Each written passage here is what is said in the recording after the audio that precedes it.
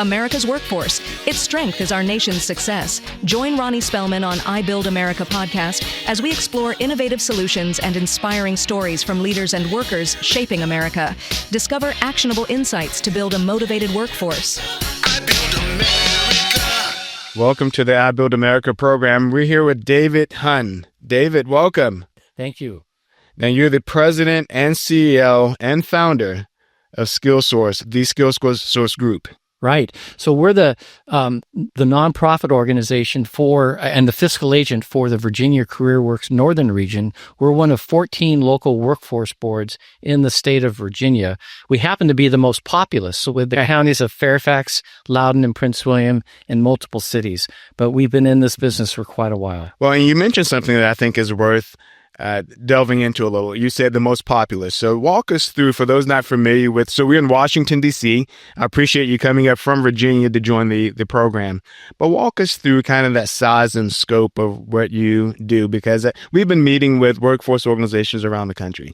And our whole premise is to help people understand, one, how to get people to work, which is your expertise, how to create jobs, how to create economic development as a part of that workforce realm. But Northern Virginia is a really unique place. But tell us about the kind of size and scope of the region in addition to your operation. Happy to do that. So, and I've been in this region for 44 years, so have seen quite a bit of change. But just think of the three counties I just mentioned. Fairfax County, roughly 1.2 million residents, tens of thousands of employers. Prince William County, Loudoun County. Loudoun County is the most affluent county in the United States in terms of average median income. So we're really an economic powerhouse for the entire state, not to mention several cities, Fairfax, Falls Church, Manassas, and Manassas Park. All told, we represent roughly 2.6 million residents, probably close to 26% of the state's population, but more so mainly because of, as you say, our locality next to Washington, D.C. Just there's a ton of economic activity, and it really provides for a very vibrant regional labor market as well. That's pretty amazing. So I grew up in Virginia. For those that are not familiar with where I grew up in, Virginia is just a special place. I didn't grow up in Northern Virginia. I grew up in the southern part of the state. But you're right, from a population standpoint, from an impact standpoint, from an economic development standpoint, technology was really a huge part of the evolution of the area, in addition to the government and other research operations here in that Northern Virginia area. But you're right, it's just a large place. It's larger than a lot of other cities and counties and communities across the United States. We would even say there's several states that we are probably a little larger than. And I think what's most interesting, Ronnie, is the diversity of the industries. I mean, we've got huge opportunities in technology. We would say professional technical services. But then again, you've got huge opportunities in healthcare. Right. We look at retail and logistics, transportation. There's just a lot happening. Gives a lot of opportunity for job seekers. But generally, what we're also seeing is that there's a skills requirement and experience requirement that is associated with that. Well, and that's an interesting idea and a concept as well, because so many communities across the country, especially those that we've been traveling to, they may have one primary industry and a couple of ancillary industries that help make the economy work. You have a lot of major areas and industries that you're operating in, which gives you, I think, as you mentioned, a lot of opportunities for people seeking jobs, but maybe some complexity as well, because you are focused on so many broad different categories of opportunities. But I presume it makes your job exciting to some degree, that you can funnel people in one technology. I know there's a cyber security effort taking place here in Virginia as well. I think technology, cybersecurity, government-related jobs, logistics, and transportation. I know at one point Amazon was looking to put a big hub up here. I'm not sure if it happened. I know they have one in the Virginia Beach area. Yeah. But there's so many different major industry opportunities that I presume you're working with. That's right. Absolutely. And really, how do we as workforce professionals share that opportunities with the job seekers that come in? So we have 5 American Job Centers in our region, all bricks and mortar operations that are free services to job seekers and employers together.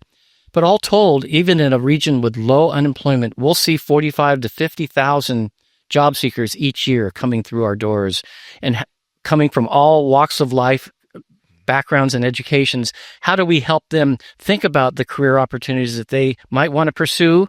Maybe that would be something that would have family sustaining wages that would go along with that. Right. And then how can we help them on that path? That is really the challenge. And being in this business for as long as I have, we've seen significant change over the last 10 to 15 years. Oh, that's interesting. What changes would you say you've seen mostly? Oh, goodness. I think the diversity of the industries that we've talked about, the expectations by employers of the types of skills and credentials that workers will need to have to be considered. I think even as well, the ways that the state government and the federal government will support our local efforts, whether it's through funding opportunities, focuses on targeted training. We have a real emphasis in Virginia that elected officials expect local workforce boards to spend 40% of our funding on skills training. And that's really been a change over the last 10 years that all of us have had to adapt to. And then finally, as we're all reading, the huge change coming out of Washington, D.C. with the changes in the federal employment. There are so many residents in our region that are federal employees or contractors that we're really looking to help them find and pivot to their next step. Right. So the focus on skills trainings, what are you being pushed to do? 40% on skills training. What are they seeing? And that's a really unique area that it sounds like you're focusing on. I love to help other people across the country understand what that looks like. So what kind of skills training are they seeking? And what are you providing from a skills training support across the board? So we have roughly 65 what we call eligible training providers in our workforce. For the novice listener, though, the skills training, I want you to define what the skill is. So you're not training people to become an office manager. Are they more trade skills or what kind of skills? Well, soft skills or it's all of the above. But let's get into some specifics because we're really measured by the type of credentials that someone might earn. So if you were one of our customers, we would work with you as far as a career interest inventory. What is it that you would like to do? Where you would like to move into? If, for example, you want to be in transportation and logistics, we would pay for your training to be a commercial driver. Oh, wow. To earn your CDL license. You pay for that? We would pay for that. That's it might fantastic. take a couple weeks to earn. Let's say you wanted to move into healthcare. We would help you with some entry-level opportunities, whether it's a licensed practical nurse or a certified nursing assistant, a phlebotomist. These are entry-level certifications that could put you on the path towards maybe moving into becoming a registered nurse or even going beyond that. We can't provide everything for everybody, but we want to give people a stepping stone to move up in the first place. That's fantastic. So are you helping people with or without college degrees? What does that profile look like? Absolutely. So if we were all talking before the pandemic, 2019, 2020, I'd say close to 80% of the walk-in traffic of those 45,000 customers would have been well-skilled, well-experienced individuals, people with college degrees. The economy might have taken a downturn during the pandemic. They were looking for their next opportunity. Now, post-pandemic, we're probably seeing 80% are low-skilled, low-income adults. They really haven't found their first rung on the economic ladder. We're trying to help them with that. Our area is an expensive place to live. You really need to have family-sustaining wages to be able to make a go of it. Now, so I'd love to explore more of that with you. The idea of the population you serve, the lower income, and you're trying to help them to find their path to get to the next level of income. Why is that important to a community? Goodness. Well, again, in a region with low unemployment, we want to make sure that the employers are finding the workers that they need. That's really one of our key constituents, and Congress and the state expect that to be the case. How do we blend and bring employers and job seekers together? Yes. And really, I think as a rising tide raises all boats, and we really want to make sure that we're focusing on that. I agree. I set up my first recruiting program at a private for-profit organization over 25 or so years ago. And I found that I really loved the experience of the recruiting from a business perspective, traveling to meet with people seeking jobs, spending time with our universities and high schools and our military bases with transitioning workers. What was neat for me, and I presume this is the same for you, having that marriage take place, company needs someone, a person is looking for a career opportunity to build and provide for their family. It's an exciting match when you can see that connection happen. I would say, and it's very well said, your example, this is what's kept us all in this business for so long, is that you're actually seeing practical applications of improving people's lives or improving a company's bottom line. I mean, I think that's really why all of us, my colleagues, the people that I work with in my team, really are in this business. It's a human services business, but it's an economic development focus as well. It's really a great blend of the two. Right. Now, I'd love to get into your background just to help people understand your journey. You spent time in human services. You grew up in California. I want to talk about that. And then I'd love to come back to innovations in workforce, because our goal is to help expose people to ideas and concepts as they figure out how they want to manage their workforce programs, both for those that are contracting with local governments or contracting with state operations. So we want to give them some ideas, but walk us through your experience. You grew up in California. Right. Went to public schools, went to state universities, had an opportunity. Well, you went to one of the best universities in the country, so you can't. UC Berkeley is where you ended up for your undergrad, if I remember correctly. Yes, sir. That's right. Very fortunate. It was very close to home, and it was an opportunity it was really a great opportunity for us. Great school, a lot. And if you don't mind, just for a quick moment, they've often generally been listed as the #1 public school in the country. A lot of people may not recognize that they're a public institution, much like William and Mary in Virginia. A lot of people don't think it's public. University of Virginia, also one of the top programs in the country, UCLA, but UC Berkeley is a great program. So tell me more about it. Well, again, my family we're Californians. Yeah. After finishing up Berkeley, I had a chance to get my master's degree with the State University as well. Master's in Public Administration. Public Administration, that's right. Thank you. And then this was during President Carter's presidency in the late 1970s. I was selected for what was called the Presidential Management Intern Program, and it was really a program President Carter started to encourage public administrators, people who wanted to work in public service, to join the federal service.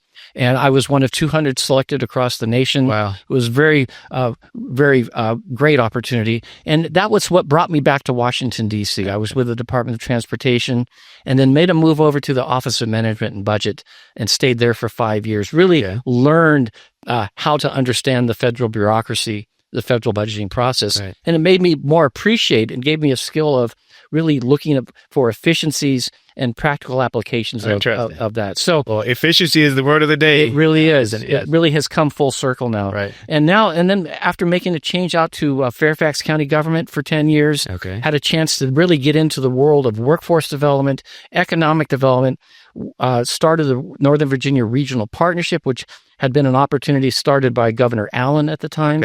And then that changed into what we're doing now with the Workforce Development Board with Northern Virginia. We've gone through a couple different names, but SkillSource was started in 2002 as the fiscal agent. So we've created a nonprofit to correlate with the Workforce Board so that we could bring in other funding besides federal dollars. So we're always pursuing corporate, philanthropic, and other funding sources to really expand the pool of the resources available in our region. What inspired you to venture out and create a nonprofit? Well, it was really the board that hired me that said, this is really the way that we want to go. They had seen examples from Florida, from Texas, where they had saw very innovative nonprofit organizations expanding the pool of funding. And that's really been our whole effort from the beginning. That's amazing. So that's the whole purpose of what we're doing, David. I'm glad you brought that up, that they saw some creative solutions and ideas for how to manage this process in other states back 20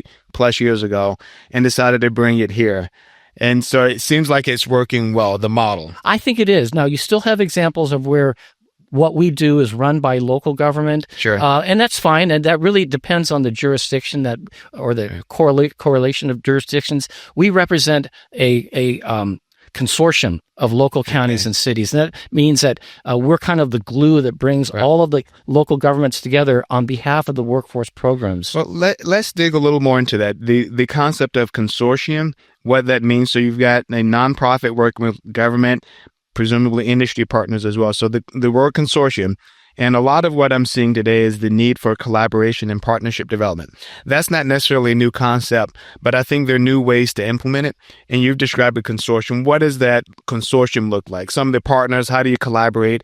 How do you make sure that you generating a level of collaboration that reaches the outcomes, the desired outcomes? I think really the easiest answer to that is the whole is better than the individual parts. Agreed. And so if you have one large organization helping everyone benefit, that's really the key. So by pooling our funding, we have a memorandum of understanding that we renew every 2 years to make sure everyone's comfortable. And then that brings the 7 jurisdictions together. The state recognizes this as an efficient model to move forward with. And that's really how we've been able to keep this going. Right. Now, one of our mutual friends is a person that helped out Ohio in bringing together several organizations and consolidating into one. And it sounds like kind of what you're describing is very similar to that need to build that collaboration. What do the partnerships look like? Who are your stakeholders and as a part of that process? Goodness. So again, the 7 jurisdictions that I represented, community-based organizations. What kind of community-based? Oh my goodness. You have the United Way of the National Capital Area. We receive funding from them. We have a financial empowerment center. With United Way. We have a variety of nonprofit organizations targeting possibly low-income individuals or families that would need some support. We would get referrals from them. We have great partnerships with Virginia state agencies. Okay. Of course, you know of Virginia Works, the Virginia Department of Aging and Rehabilitative Services, the Department of Blind and Visually Impaired. All of these organizations really combine and really are part of our larger umbrella network. And then, of course, we've been co-located with the Fairfax County Economic Development Authority for 23 years. That was, again, a board decision that they wanted to align with a local economic development effort. And the president of that organization thought it was a great combination to be part of. And that's neat. I recently met with someone whose operation and workforce development is placed under the economic development arm, because they saw something similar as well, that there's a marriage between economic development, job creation, and then matching people with job opportunities. Sure. And sometimes people, when it comes to finding a job, it's really about knowing where the job is. Some people might have a skills need, but oftentimes it's just knowing that a job is available and then being able to apply to it. So I can see that marriage being great. Very much. I didn't realize you were co-located for that long. Well, that's right. And in fact, when we work with state economic officials, they're really, as they try to attract businesses to Virginia, one of the first questions they're typically asked is, well, tell us about your workforce. Tell us about what we'll walk into if we move into this jurisdiction or locality. Now, I've moved and opened several offices. I remember conducting a national search for one of the companies I worked for, and we landed on a specific community in Texas. But you're right, those were all the questions that I asked. Tell me about your colleges, your college system. Tell me about your K through 12 system. And the K through 12 was important because we wanted our employees to be in a good place, but we also wanted to make sure we had access to a talent workforce, those graduating out of high school. And it's critical to have that kind of analysis.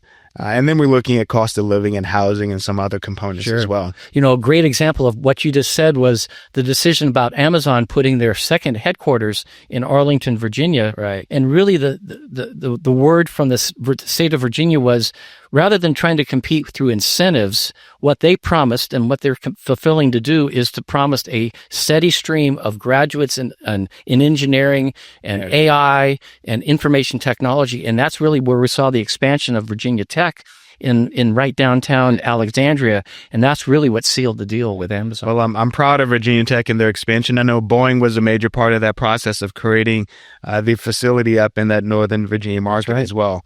And Boeing is just a large company with a lot of employees across the country. Sure. Oh, you've got all of your major contractors in that vicinity between Boeing, Lockheed, General Dynamics.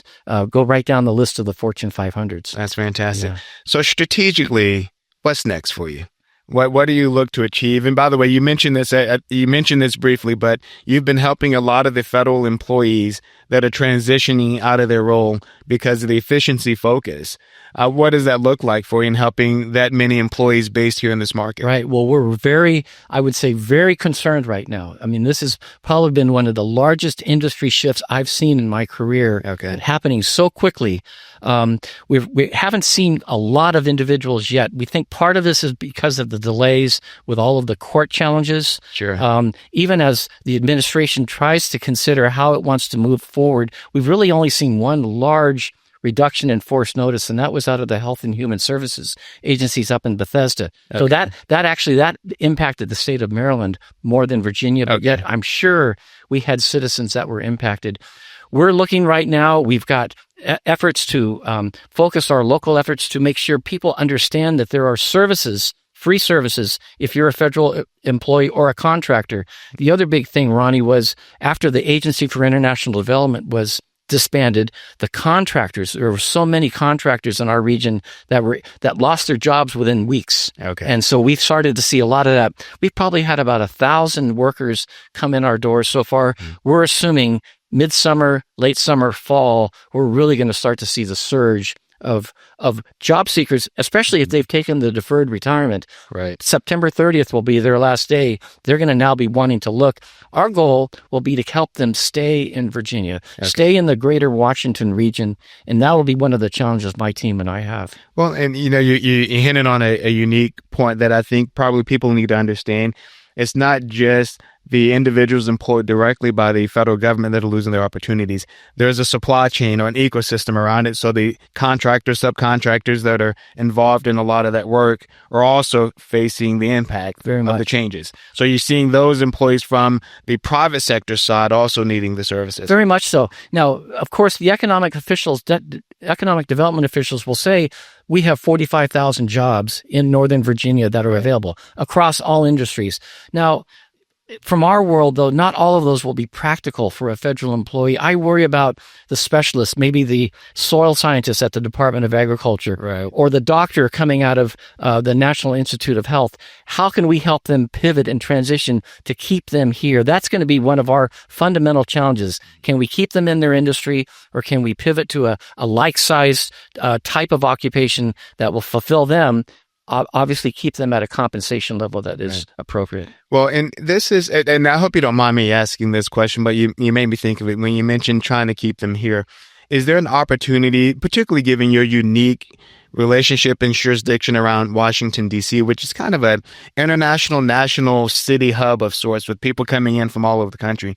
Is there an opportunity for you to work with other similar agencies and organizations in other parts of the country? I know that you're specifically tied to the region and to the state, but I'm not sure if you have kind of a council meeting with other similar organizations across the country to say, look, we have employees that might be displaced. There could be some opportunities in your state. Let's kind of keep an open line of communication. Well, it's funny. I think it's just the obverse. We're seeing states coming into Washington, D.C. to recruit federal workers to move to New York, to move to Ohio, to move to Pennsylvania.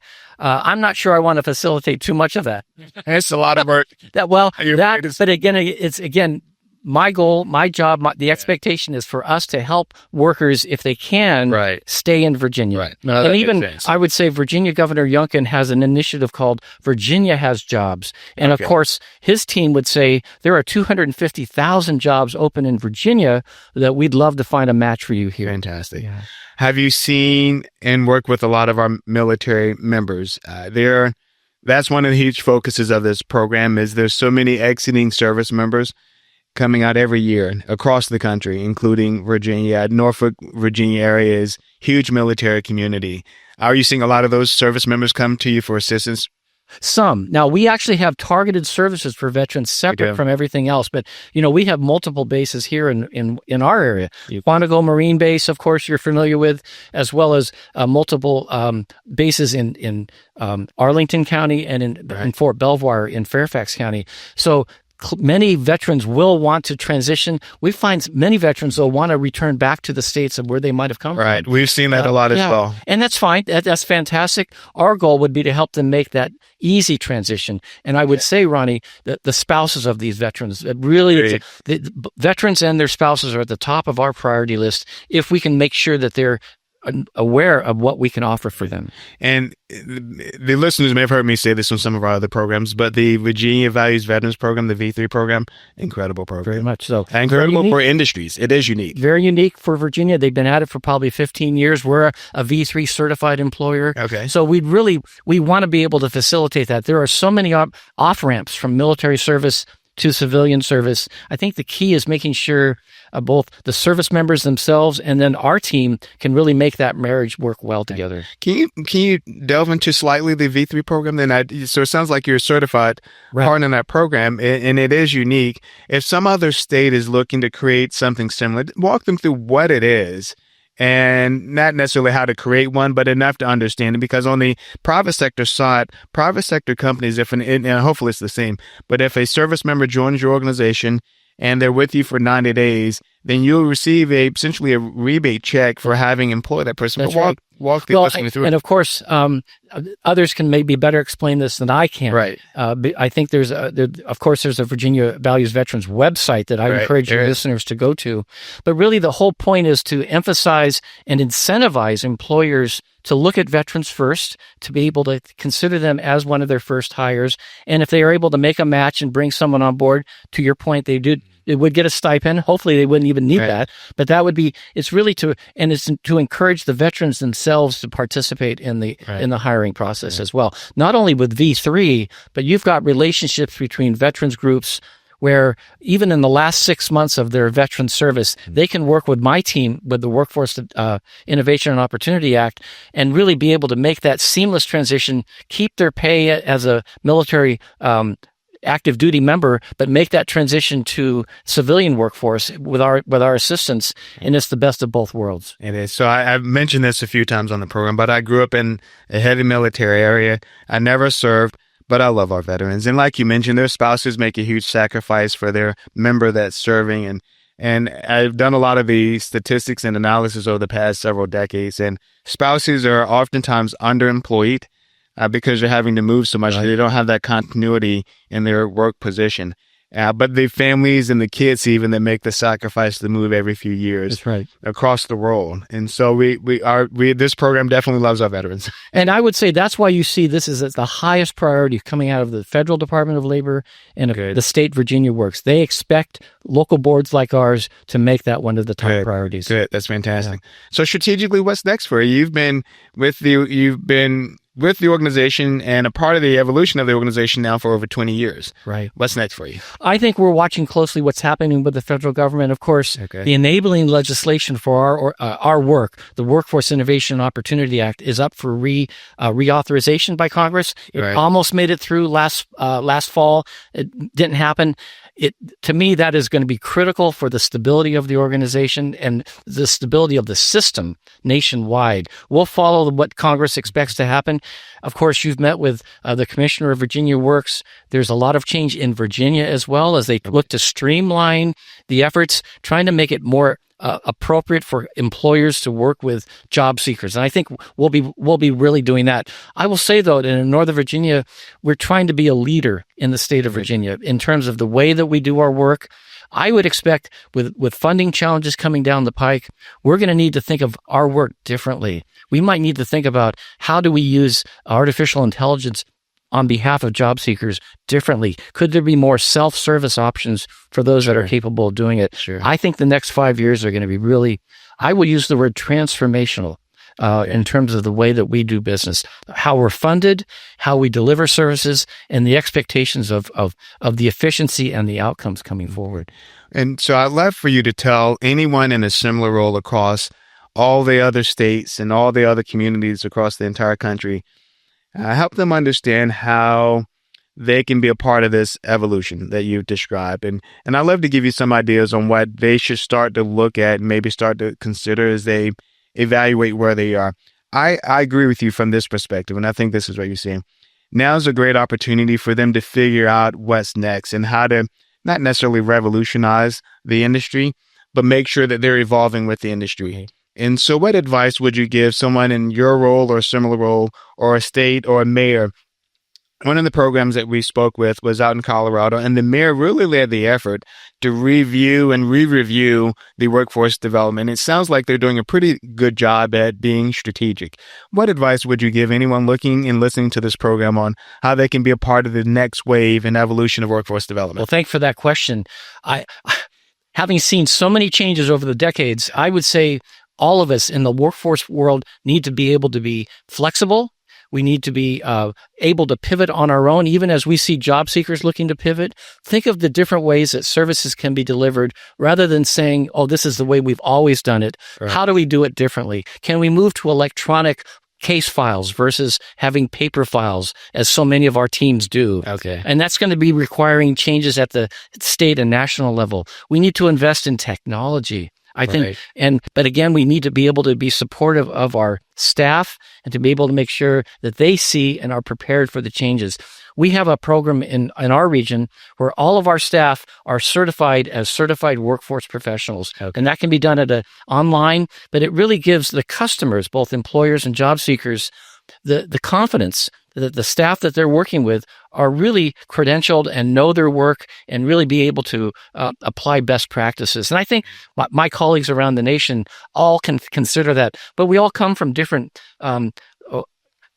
funding levels, from different ways of governance. And I think that's where we need to be most flexible. Right. Well, that's exciting. I hope that someone listening to the program can learn from what you've been experiencing in the past. How long you say you've been in the industry now? Close to 38 years. 38 years, so almost 40 years in this business. And it's funny, I have these conversations with my daughter, who's now 20. She's in college. And now that I'm on the other side of the experience realm, I feel like my parents. And the other day she mentioned to me that she's starting to say a lot of the things that she's heard me say in her young life. But there is something to be said for wisdom and experience when it comes to leadership. And you have nearly 4 decades of that experience and leadership that you can now use to benefit the people around the entire community up here in Northern Virginia. I think so. And really, I'm looking at the long term, even way beyond when I leave my organization and step back and somebody else will step in. How do we assure continuity? Right. But I think the key is, if we're committed public servants, we really want to go for the long term and really do the best that we can with the resources that we have available. Well, David, I know I gave you short notice on my arrival to Washington, D.C. I appreciate you taking the time to spend with us while we're up here in the nation's capital. Thank you, Ronnie, for the opportunity. Thank you for joining us on the I Build America program, where we're hopefully bringing you ideas and solutions and opportunities to your workforce development needs around the entire country. Thank you. Thank you for listening to the I Build America podcast. Please subscribe, share, and comment, and be sure to join us next time for more insights and inspiring conversations on building a powerful American workforce. I Build America, building workforce success, one podcast at a time. I build America.